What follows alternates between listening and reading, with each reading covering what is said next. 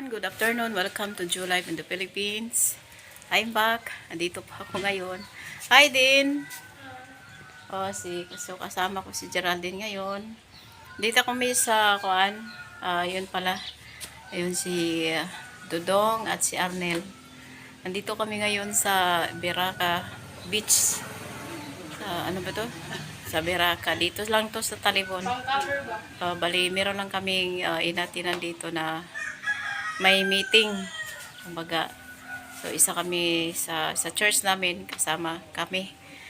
Then meron lang tanghalian, kaya samahan nyo kami mamaya.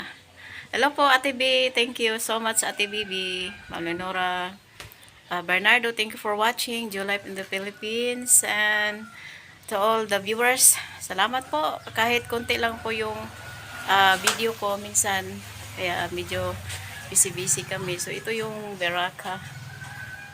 Yan, ang ganda. Akala ko ito siya Bermuda. Ito siya. O, tingnan mo tong dalaga namin, o. Every Saturday, umuwi yan siya dito sa amin. Tsaka ang ganda ng kuan, o. Upuan nila.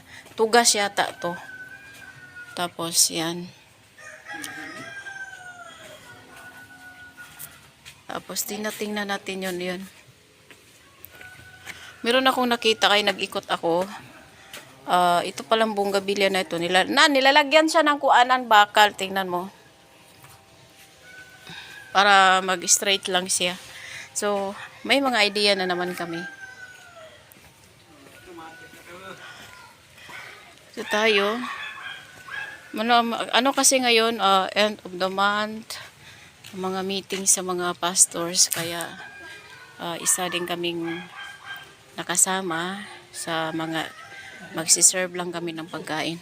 So akala ko ito siya Bermuda siya na ano, totoo. Ginaganyan ko, di pala ito siya, oh.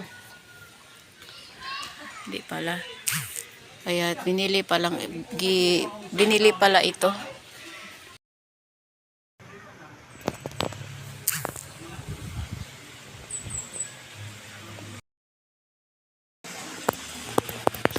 So, dito yung banda yung swimming pool. Dito sa Biraca.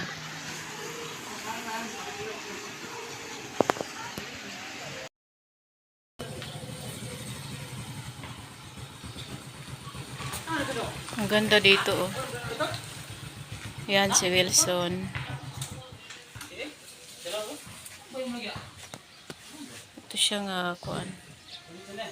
Pero ready na to nila dahil mag-Christmas. Meron kaming idea, kuan.